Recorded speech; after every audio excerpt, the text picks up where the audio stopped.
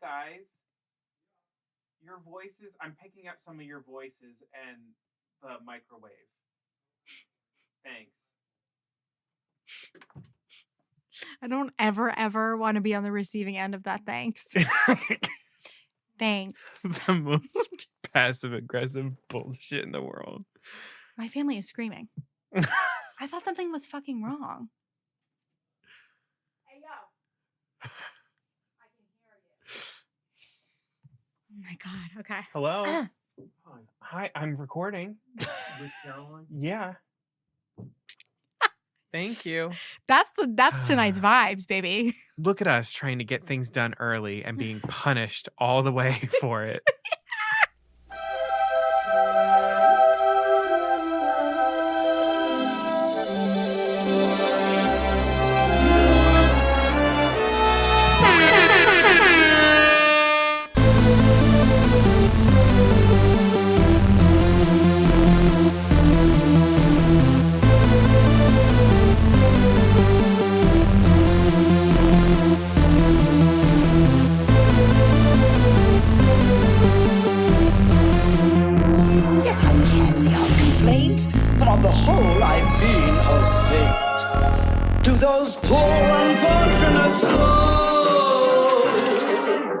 Hello, and welcome to Poor Unfortunate Podcast. I'm Conor Perkins. And I'm Caroline Ameti.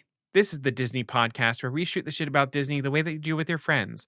Welcome to all of our returning listeners. Thank you so much. It's great having you back here with us. And welcome to any new listeners. Thank you for hitting play. Please also remember to hit follow or subscribe wherever you're listening to the podcast. That way, all of our episodes download to your device. You don't miss out on anything.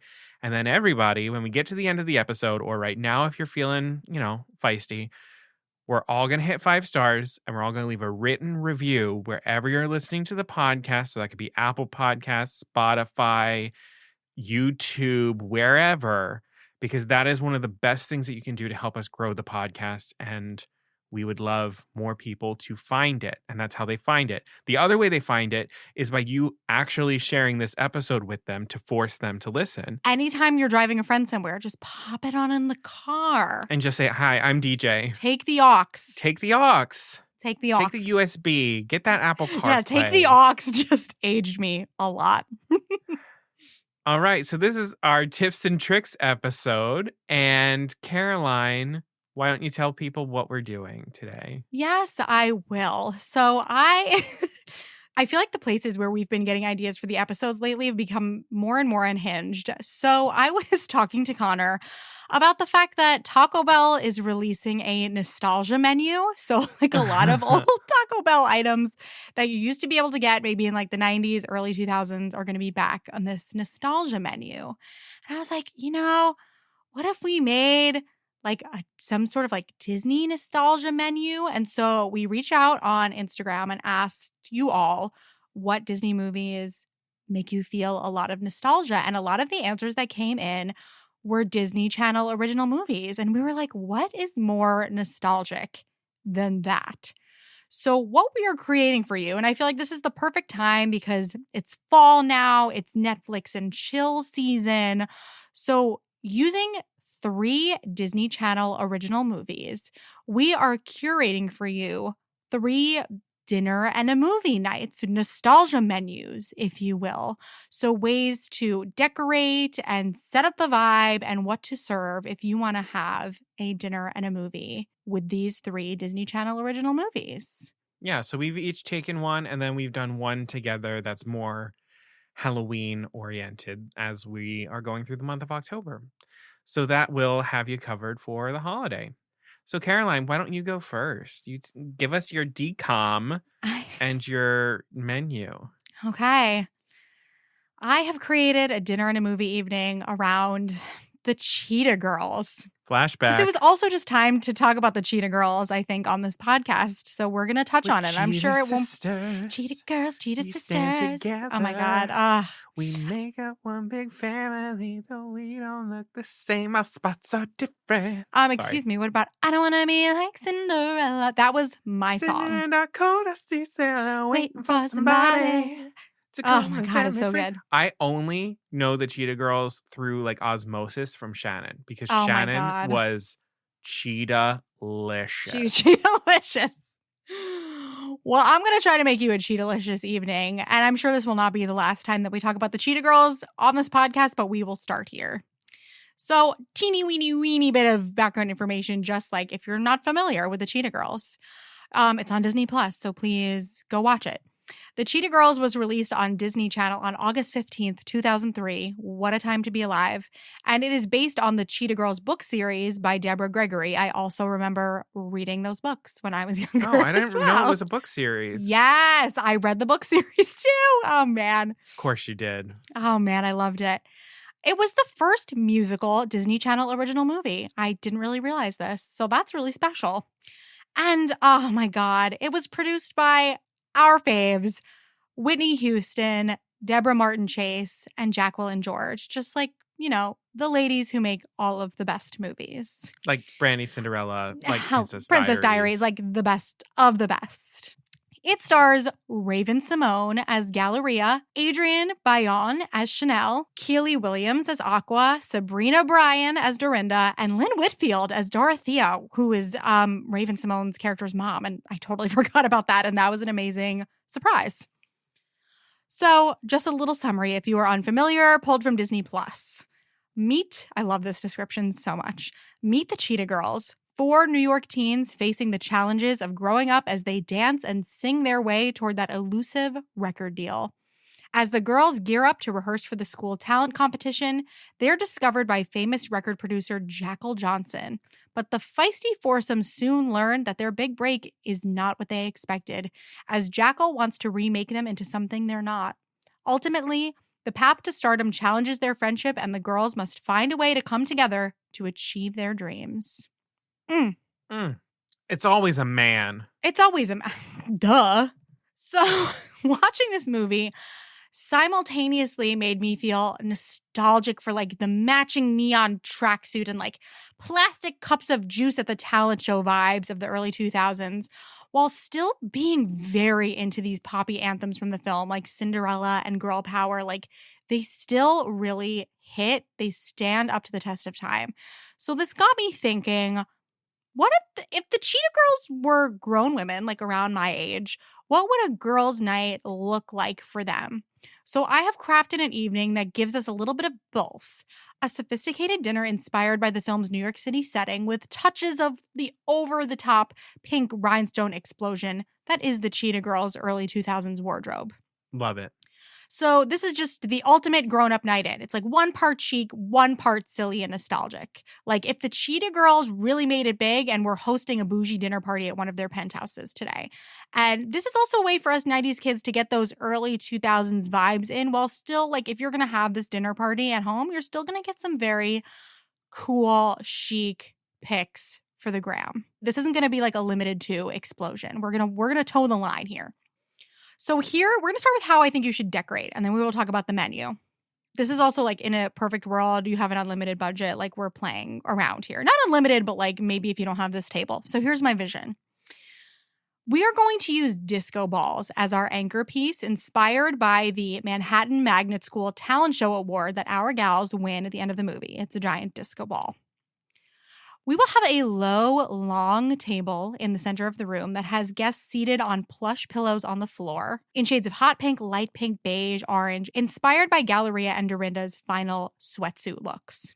So if you got any like fuzzy, feathery, early 2000s vibey pillows, throw those in there too.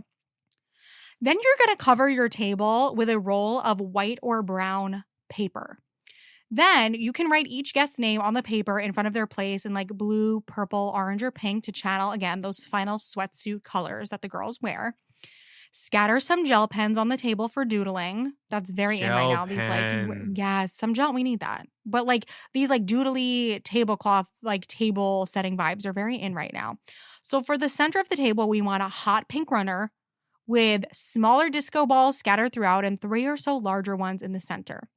Grab some simple black candle holders and add taper candles in either white, bright orange, hot pink, a mix of all three. And then put together some simple low bouquets in more shades of pink, orange, and white. And for that kind of thing, go to Trader Joe's. You can make the cheapest bouquets and they have every color that you could ever need. So what we're going for here with all of this, I know it sounds kind of wild when you put all of these things together, but please note, for each of these evenings, we are going to put together little inspo boards for you. So once you see it visually all come together, I think you will all understand it. So we will probably include that in the episode notes for you all, but also keep an eye on the social media as well. So like I said, I know this all sounds kind of wild in combination, but what we're going for is an old school Manhattan Italian restaurant meets early 2000s color and sparkle. So turn the lights down low, eat by candlelight, ice several bottles of champagne, wine, and sparkling apple cider, inspired by the girls' dreams of making it big and striking it rich, and leave them out on the table for the evening. Colored wine glasses would be a bonus. Also, I think why not instate a dress code for this evening? So we want to go with loungewear or sophisticated pajamas. We're going for looks inspired by either the closing number sweat sets, but also Galleria and Chanel's sleepover moment that they have in the movie. So go for black and, of course, a little bit of cheetah print, but we're going for sleek because the decor is going to be bright and sparkly. But that does not mean that you can't accessorize. No cheetah girl is caught without a statement earring or hair accessory, even during the sleepover. They're all both wearing like full jewelry. It's incredible. Okay, let's go to dinner, shall we? Yeah, because I did not go that hard for my decor. I'm so sorry. I will include the required looks in the Pinterest board. Let's talk about dinner. So, appetizers. For appetizers, we are going to go with New York City street classics. So I went very inspired by, I didn't realize when I rewatched the movie, so much of it really has to do with the fact that it takes place in New York City. So I wanted to pull a lot of inspiration from that.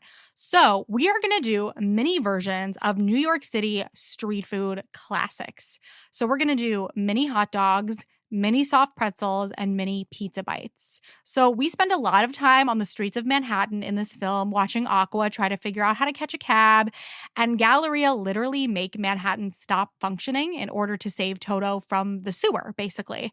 So here is a fun ode to New York City classics that you can grab on the go.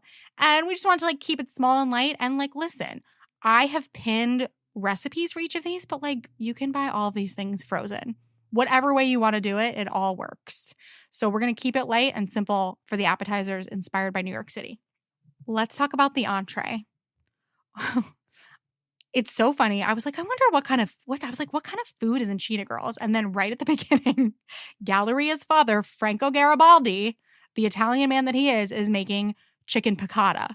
So we are going to have chicken piccata. So this dish will have plenty of capers if, like in the film, Galleria actually remembers to pick them up and bring them home. So it's, if you don't know, it's breaded chicken with a buttery garlic lemon sauce. Not only is this dish featured in the film, but it's something that you can find in any Manhattan, like old school Italian restaurant worth its sauce. So we're still leaning into that vibe as well. And then on the side, we're going to do a brie risotto with lemon butter asparagus. This is actually a specific recipe that I've made, so I can like stand by this. And that sounds so good. Doesn't that? I've made this recipe like so many times. It is from one of my favorite recipe sites, Half Baked Harvest. And it's a no-stir risotto because risotto is a very high-maintenance dish. And this one is not. So this is great for something easier that still lets you hang out with your guests and not be like glued to the pot trying to make sure the risotto turns out right. I can't explain why exactly, but I feel like if the Cheetah Girls made it big, I could see their personal chefs whipping them up something like this kind of risotto pretty often. It's a great like Italian dish, but it's still bougie. I could also see Galleria's dad Franco making a very good risotto as well. For dessert, we have to finish with a classic New York thing, and we're gonna do these adorable little chocolate chip cheesecake cups. So we've had a big dinner. We don't need to have anything huge here, but we've got the New York edge of the cheesecake. But when you take a look at what I've pinned, the chocolate chips will remind you a whole lot of cheetah spots amongst the creamy cheesecake. Oh, so that's good. So just like a little simple, we had to put in cheetah prints somewhere. I didn't want to lean in too heavily to it, but we had to get it in there. So that's what we're going to have for dessert. Now, I have saved, like I said, ice your sparkling apple cider, your Prosecco, your wine, have that with dinner. Then the other part of this, I've saved the beverage and the snacks for when you're going to watch the movie. So I think you should sit down and have dinner and enjoy the candlelight, draw on the table, chat with your friends. Then we're going to turn on the movie. Okay, so now for your beverage that you are going to serve during the movie. I feel like they're everywhere now. I've seen them at Target. I've seen them online. Grab some of those really cute little disco ball sippers. Yeah. And fill them with one of two of these signature drinks to enjoy with the movie, and either of which you can enjoy with or without alcohol. So you've got two options, no matter if you want to drink or not. So the first one, I have called it Slay My Own Dragon as an ode to the amazing lyric from Cinderella. So this is a dragon fruit cucumber limeade recipe. So it's made with homemade dragon fruit syrup, which sounds very intimidating, but I looked it up. It's super easy to make with literally frozen dragon fruit from the grocery store. Lime juice, cucumber, and still or sparkling water if you want it to be like a bubbly, cucumber limeade situation. And this could be good with tequila or vodka. Yum. And then the other one that we're going to do, I've named Cheetah Jam because they keep talking in the movie about their Cheetah Jam, their song. It just cracked me up. So I'm doing a little play on these very popular jam jar cocktail and mocktails that I've seen on TikTok. So if you're going to do the mocktail version, it's very simple. You're just going to combine seltzer water of some kind with a spoonful of your favorite jelly or jam. And I know that sounds interesting, and then you're just going to shake it up. So for Cheetah Jam, the vibe that I'm getting here is I think I would use a raspberry jam, and I would combine it with black raspberry La Croix for this one. But it can be any combination of jelly and sparkling water that you like. Yeah, I was thinking like a blackberry jam. Yeah. Yes, I love that. And if you're going to spike this one, I think this would be very delicious with gin. So do that if you want. I think it's a good idea. And honestly, this movie is very fun, but there are definitely parts of it where if you drink, you might want to drink. It has definitely shown its age in a couple of different ways. So maybe have a drink. And then we're going to lay out some snacks to watch the movie. So in an ode to the Cheetah Girls' first disastrous birthday party performance, this is the part where we're going to go full out on the Y2K junk food. Let's do what they have at the party. We're going to do bowls of puffy cheese doodles and chips, hot Cheetos as an ode to Aqua's signature hot sauce. At some point in the movie, Chanel says they're going to be crunched like corn chips. So we're going to put out some Fritos.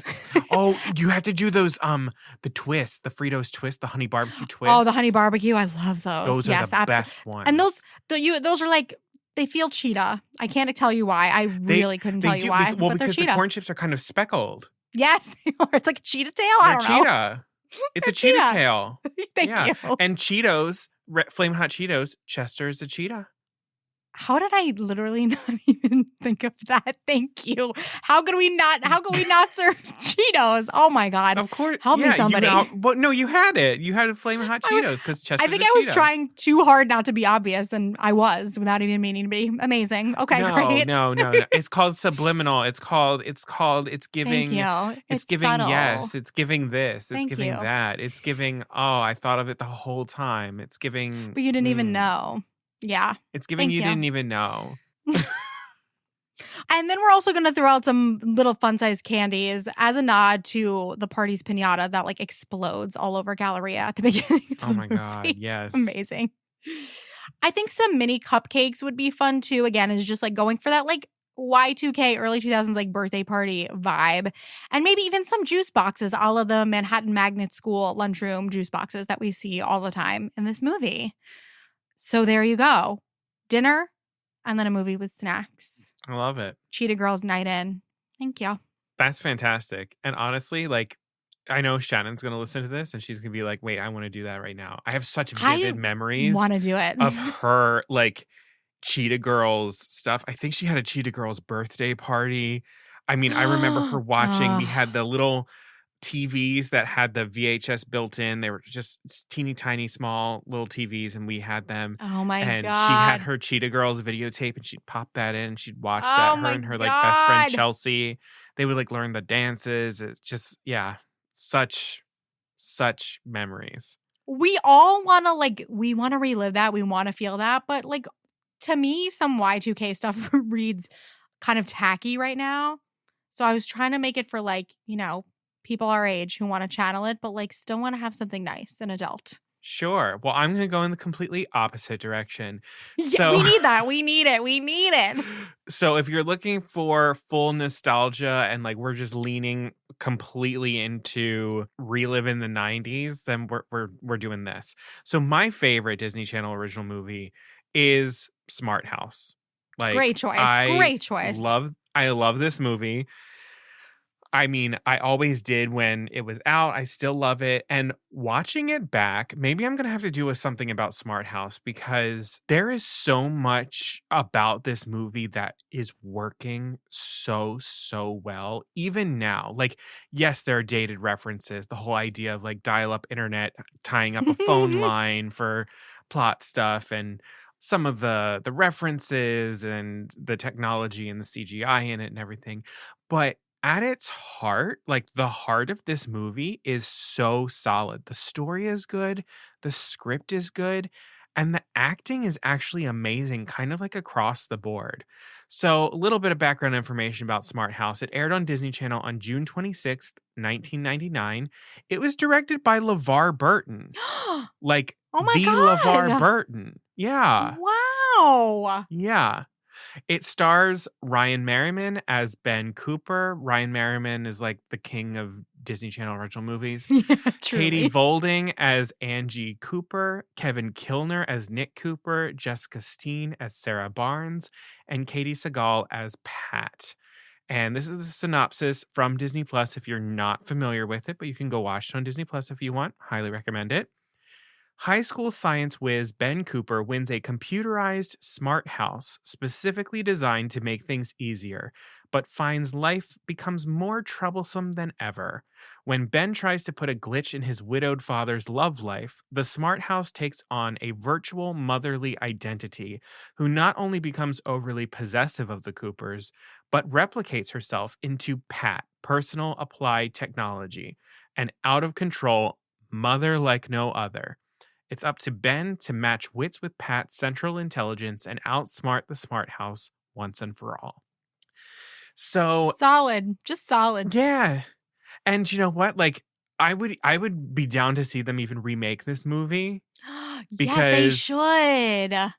it's still very relevant. Like yes, so many of us now have smart devices in our home, but at the heart of what this movie is about, it's about a kid who is afraid of losing the memory of his mother who passed away and Yeah, not wanting yeah. someone to replace her and trying to find all of that in a sense of home and like it's a good solid decom and I'm going to talk about it I'm sure in the future. Yeah, honestly, I feel like both of these would be fantastic remakes. Just to Yeah, update the references a little bit and like what does it look like for a girl group, in the age of the internet and stuff like that, you know? yeah, Yeah, and like yeah. when we have Amazon Alexa and we have like a Google Home, like what does that now do to this idea of smart Yeah. house?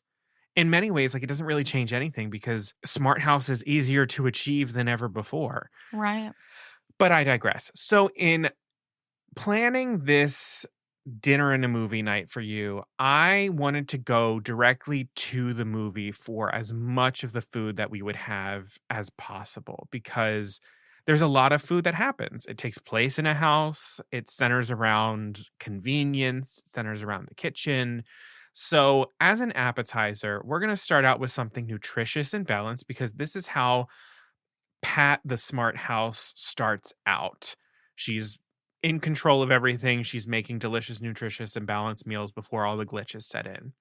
But we're not going to rely on Pat. Instead, we're going to rely on Sarah. We're going to be making Sarah's, quote, most colorful salad in the world that in the movie appears to be just a salad with tomatoes, but we're going to make this an awesome rainbow salad. Oh, yeah. So we're going to have tomatoes, carrots, chopped yellow peppers, avocado or cucumbers, blueberries, red onion, and cabbage. So we've got all the colors of the rainbow. Oh, yeah. You can finish it off with your favorite vinaigrette dressing. I'd probably go for something like a lemon shallot vinaigrette or something like that to keep it light. Maybe like a tarragon vinegar one. We have a family friend who has a recipe where it's tarragon vinegar and like sugar and like a little bit of salt and you just like mix it together and it's so good. Mm. But it's just something really, really light. Start us off with a salad because it's all downhill from here because it's the 90s.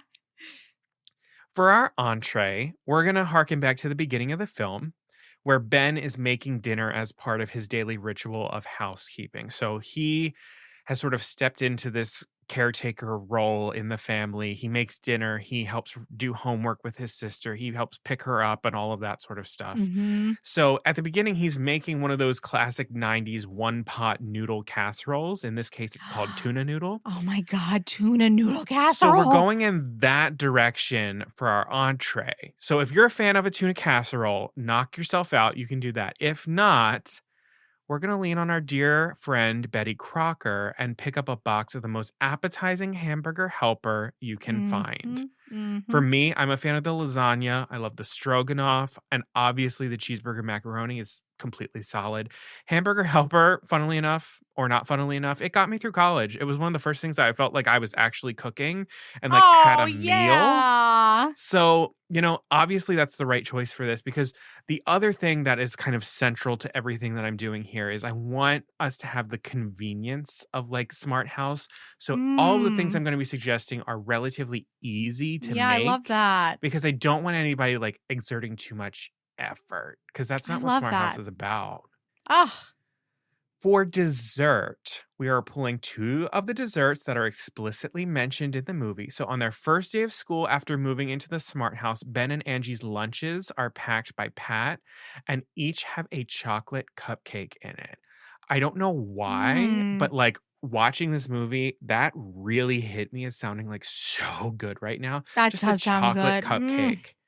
And I think it's like one of those little things that we take for granted, but like a good cupcake is just mwah, chef's kiss. Mm. But if chocolate is not your flavor, obviously you're going to go the funfetti route and you're going to get the funfetti frosting because that is the look and flavor of the 90s and early 2000s. Fight me on it, you'll lose. Mm. The other dessert we're going for in this that's from the movie is peach cobbler, which is Ben's favorite dessert that his mom would make that Sarah makes, and it causes some tension because he's like, no, I like my mom's peach cobbler and that's not my mom's Oh. peach cobbler, blah, blah, blah, blah. Fortunately, cobblers are also super easy to make and are another kind of like low maintenance dessert. Mm-hmm. So after we've finished our meal, we're going to do some snacks and beverages. Let's start here. We've got a lot of different drinks in this movie. The most obvious choices are the strawberry and banana orange smoothies that are made. We've got that famous orange scene Oh where my all the God, oranges are like yes. getting launched at everybody. Oh my God. So yes, one of the beverage options has to be a fruit smoothie. For the added convenience, you can make it one of those Naked brand smoothies that come in the little bottles. Or if you can find one of the old like Snapple Whippersnapple smoothie drinks, you can do that too because that's very 90s. Oh my Remember God. those? I do. Yeah. We're also going to have some iced tea because when they're having that like Cape Cod themed dinner night with the lobster, they're drinking iced tea and it just looked so damn good when I was watching that movie. Yeah. And listen, if you want an alcoholic option, we're going to spike that tea or we're just going to grab a twisted tea because we love twisted tea here at Poor Unfortunate We Podcast. do. We know this. Do. And the last beverage option is going to be, again, to channel that classic 90s drink, that like 90s, almost sort of like party drink. We're doing the Little Hug fruit barrel juice drinks, the ones with the little foil lids and they come in the different TBT. colors. That's how you know the moment. That's how you know the party. That's how you know it was lit. Because if all the kids are getting sugar drunk off that juice, it was a childhood rager. That's right. Speaking of parties, now as we're doing some snacks, I want to channel the iconic Smart House party scene.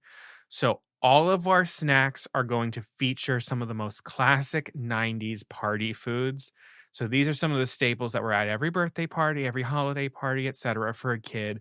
And some of these are in the movie too. We're doing Doritos, nacho cheese, and Cool Ranch because we don't fuck around here.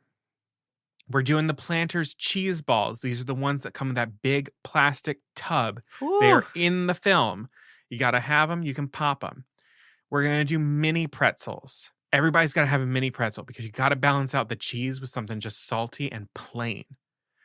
Dunkaroos, because it's the 90s and Dunkaroos are perfect. And honestly, to me, this movie is kind of like if Dunkaroos became a movie, that would be Smart House. I don't know why. Completely correct. but that's the energy. And then we're gonna get some fruit gushers because you gotta offset the cheese with a splash of artificial fruit, and you don't get a splashier artificial fruit than a fruit gusher.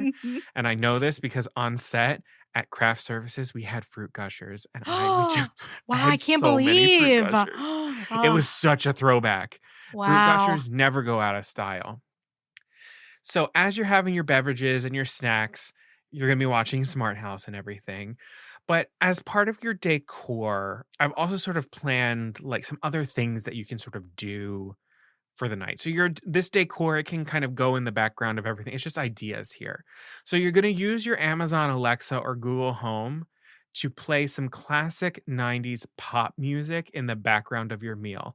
And I'll just say, this playlist ain't worth shit if you don't have Bewitched's C'est La Vie on it. They play it in the movie. Oh my God. Classic. I had the Classic cassette pop. tape of that. The cassette tape. Oh my God, Bewitched. I've debated making my Instagram bio. Some people say I look like me dad, which is how the song starts.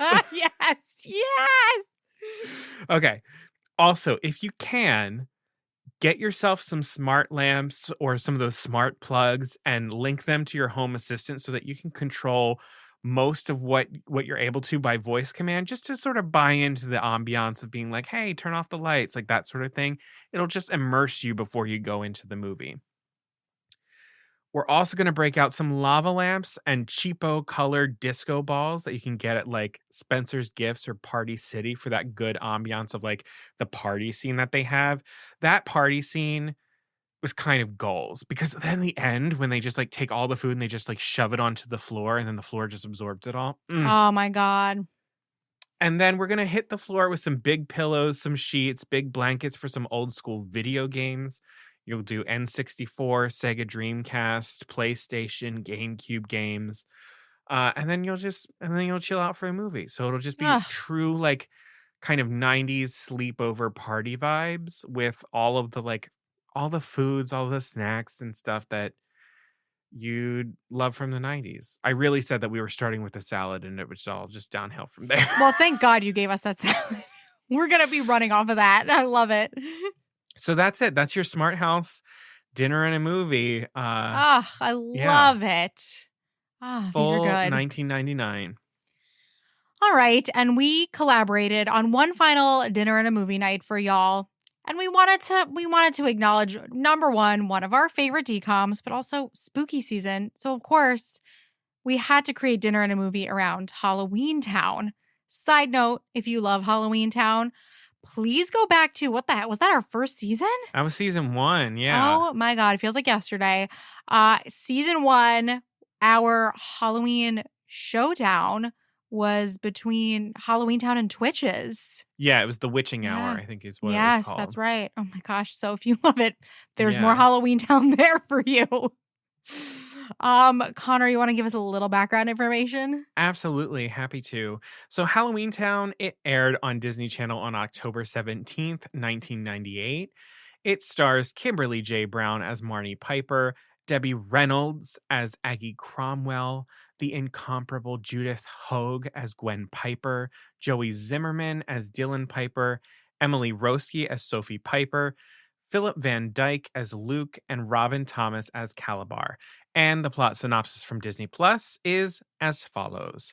This comedy adventure follows Marnie and her younger siblings as they follow their estranged grandmother, a good witch, to her home in Halloweentown, where witches, goblins, vampires, and the like lead very normal lives.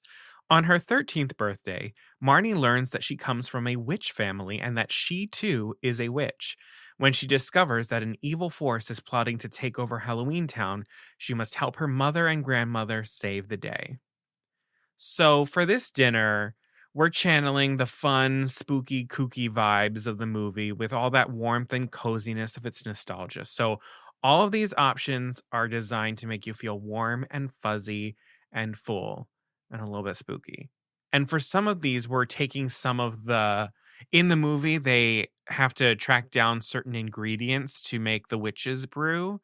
So we have included some things in this menu to honor those different ingredients as well. That's right. So to start off with the appetizer, we're actually going to do an ode to one of the characters in the film, Benny the skeleton taxi driver. How could we not? So I can say this as someone who has purchased this item.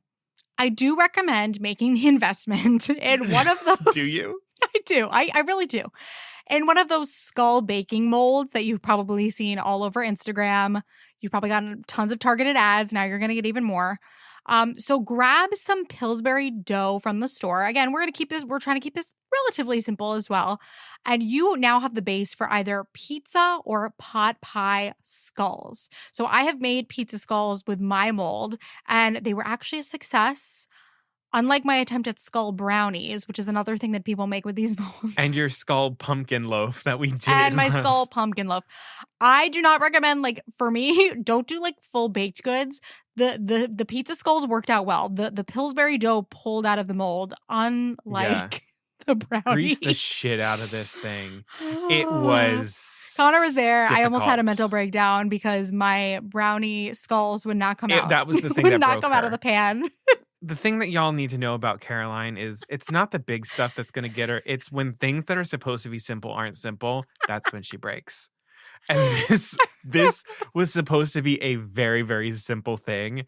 And when I tell you that this woman, not even 45 minutes before guests started arriving, was about to give up and give in, I really was. the party was almost over, and then no one even ate the fucking No one thing. ate them. Please don't waste your time. Make pizza skulls instead. But the pizza ones look super cool because also when you pull them apart, they've got that marinara sauce in them, so it kind of looks like blood and cheese. Yes. And so it's like sinew and all that good shit. Exactly. I made these for my family, and they were actually a huge success. So I can stand behind these. They're really just filled with mozzarella, Parmesan. You can buy some jarred pizza sauce and pepperoni. Delicious. Or I saw this. I have not tried this, but I plan to. I've pinned this recipe as well. If you want to make pot pie skulls, you're going to grab some rotisserie chicken, veggie mix, and canned soup, and you fill the Pillsbury dough with that and bake it in the skull mold. So that is our ode to Benny for the appetizer. For our entree, we're going to have some witch's brew. Because are you cooking chowder, Grandma? Yes, we are. We are talking a chowder dinner board to honor Sophie's iconic line reading to Grandma Aggie, and she's making witch's brew in the microwave. It never gets old. So we're going to make a big pot of either a clam chowder or a seafood chowder, and that's going to be the centerpiece of this board.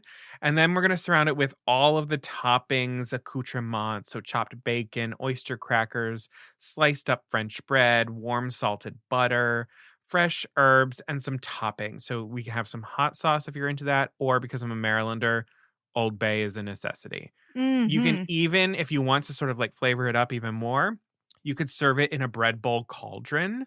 And for extra spookies, you could make it a pumpernickel loaf because then you've got that sort of dark cauldron-like vibe there. Or you can just get a plastic cauldron and put the... Actually, don't get a plastic cauldron. Oh. Don't get a plastic cauldron because it's going to melt. It's going to melt the plastic. You see? Do you all see how I'm brilliant? And that's exactly what would happen to me. I would put it in the plastic cauldron. Yep. Okay. And then you would cancel the party. And then cancel your party. No, you could put it inside another dish and then put that inside the plastic cauldron. That's okay. Just don't put it directly into a plastic cauldron because it's going to melt the fuck out of that cauldron. I've seen these really adorable... they're probably from Pottery Barn and very expensive, but they're metal serving bowls with a lid that look like a pumpkin. So if you really want to invest in something, you could do that. Erin has a ceramic pumpkin thing, and she's made pumpkin fluff and serves it inside this ceramic pumpkin. God. It's very cute. Okay, let's have a little dessert, shall we? So there are a few things that give us more 90s nostalgia than Pillsbury Halloween cookies. Come on. So we also had to pay tribute to the famous Halloweentown pumpkin in the center of the town square. So grab a pack of the Pillsbury pumpkin cookies. You also grab some plain sugar cookie dough. They've got that in a tube, probably right next to it at the grocery store. And honestly, that's basically it for this recipe. Again, it's pinned on the board, and you can top it with icing if you're really ready to spike your heart rate with this one. So again, back to that 90s just sugar rush of a dessert. We've had some hearty things before this, but again, this is just so like it's sweet and it's like familiar and I think it's going to be delicious. So that's your dessert. So now we'll do our snacks and our beverages. This is where we're going to honor those ingredients to the witch's brew that they need to find. So with our snacks, one of the ingredients that they have to gather in the film is the hair of a werewolf. And we all know that lovely little nugget of a scene where the werewolf is making choices and giving us the most. So to honor werewolves, you can make your own werewolf kibble as a snack on the side. This is your classic puppy chow mix, but with a Halloween twist. So you're going to use some Cocoa Puff cereal, maybe some Reese's Puff cereal too, pretzels, red M&Ms, some nuts, peanut butter chips. Mix them all together after coating the cereal in your chocolate peanut butter mixture and tossing it in powdered sugar. Or if you've got nut allergies, take all of the nut stuff out of it and just toss it, melt down the chocolate, put your Cocoa Puffs in it, shake it around some powdered sugar. You can even use some Chex if you want. You can use Crispix, things like that. But all the stuff that sort of looks kind of like kibbles, and that's how we're going to make sure we got our werewolves represented here. Yes. And that shit is like crack. It is. And as someone with a peanut allergy, you can approximate it with sunflower seed butter. It works perfectly. So do that. Delicious. There you go. Okay, our beverages. So another item that the kids had to gather was some sweat. Again, just a totally iconic scene off of Johnny the Ghost as he's steaming. An iconic scene because somehow or another, this man he sweats himself into a skinny person. and not just a skinny person, a completely different person. Totally different. And also his voice gets higher. It doesn't make any sense whatsoever. That's what happens, don't you know? So I was like, what is ghost sweat? And I think probably the closest thing is liquid death. So if y'all haven't seen this in stores, it's canned water. I'm just going to be real with you. I haven't bought it yet, but every time I see it in the store, I want to.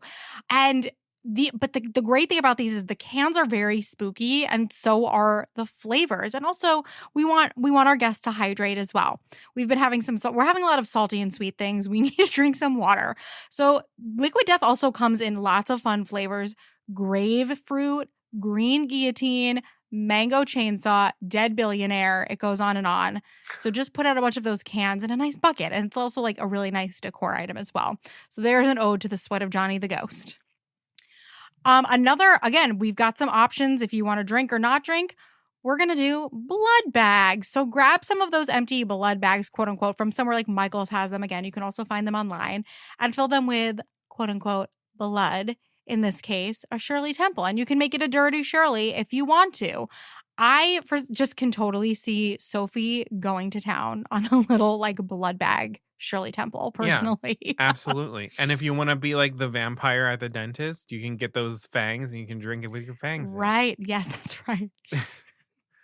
That didn't hurt at all. As you can see, the literal blacked out, like you can see her tooth with the black paint on it. God, I love this movie. So good, this movie. And finally, for a real cocktail, we're going to make some caramel apple sangria. So just caramel apples just feel so childhood Halloween party. And then turning them into a sangria, it feels very Marnie to me. Like you want to grow up fast, but you're still a kid at heart. I feel like this hits that perfect note. The sweetness of this drink will make you think of trick-or-treating and again, your childhood, bobbing for apples. And then the sneaky booze that's in this is going to warm you right up. Is this the stuff that you made last year at your party? It is. This will mess your life up. I will attest, it will mess you up. It's so good. It really is delicious and very dangerous. Yeah, you don't taste it. It just tastes like it just tastes like caramel apple cider. It's so good. All right, and then your decor for this. So as a nod to that jack-o'-lantern in the Halloweentown square, you're going to gather some pumpkins and gourds of all sizes and carve yourself some jack-o'-lanterns with your friends so that then you can light them all up around your living room. grab those fall candles from Bath and Body Works too. Get some Mm. crystals and rocks, and that's going to give you that dimly lit, spooky but cozy vibe. And then you're going to get as many blankets and pillows and comforters and put them in the center of the room for a plush, witchy summoning circle for you to watch the movie. And as an additional snack, if you want, kettle corn goes especially well with Mm. fall movie watching. So get some good kettle corn. Like Oh. go to like a farm Oh and my get the like God. go to a farm and get the kettle corn, like There's one of those nothing things, like better than an that. orchard Oh my where God. they're making it fresh. Go grab a bag. It's worth Ugh. it. It's absolutely worth it. These are all three of these dinner and movie nights are so good, but this one right now that we're in October, I want to do this so badly. I know. And then Oh, and you know what? Also, if you want, if you're kind of like, I don't mind being a little bit chilly, you could do a movie outside. You can you grab those blankets, could. bring your jack-o'-lanterns and your candles, take them outside, Yes. give yourself a fire pit if you want. Like, Yes. I Mm. love a fall movie outside. Oh There was my one year for God. Halloween that we set up a TV outside. We set up some like lights and a fire pit and everything. And we just like hung out outside, ate pizza, watched spooky movies outside with blankets and everything. It was Oh my so God. nice. I love fall. I'm I do burning my too. cider lane candle right now, and I'm Mahogany just apple for and I'm me. imagining this night. Yeah, that's it. God, we're so predictable. Ah. So that's the episode for you. Those are our three decom movie and a meal nights for you. We hope you enjoyed this episode. If you liked what you heard, please remember to hit follow or subscribe wherever you're listening to the podcast. That way, all of our episodes download to your device. You don't miss out on anything. And then everybody, once we get to this is the end. This is the end of the episode. So you're going to hit 5 stars. You're going to leave a written review wherever you're listening to the podcast. I don't care where. But like do it because, you know, help us get seen, people. Help us.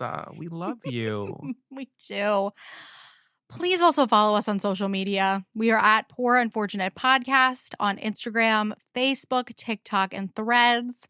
As I always say, social media is such an important aspect of the Poor Unfortunate Podcast listening experience because you all are the ones who inspired us to talk about decoms when it came to nostalgia. So this is all thanks to your answers. So thank you to everybody who answered and sent us DMs on Instagram. If you want to help shape future episodes, please follow us, especially on Instagram. We will also link these Pinterest boards for these nights on our social media. We will probably leave them in the episode notes for you as well, but just another way for you to make this episode more interactive. And if you want even more Poor Unfortunate podcasts in your life, please join our private Facebook group, the Poor Unfortunate Fam.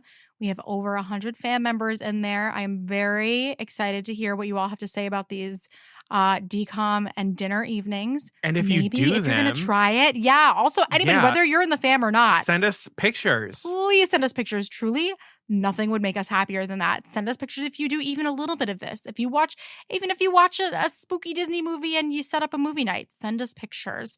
Join the fam. Share it with everyone in the fam. They're going to love it.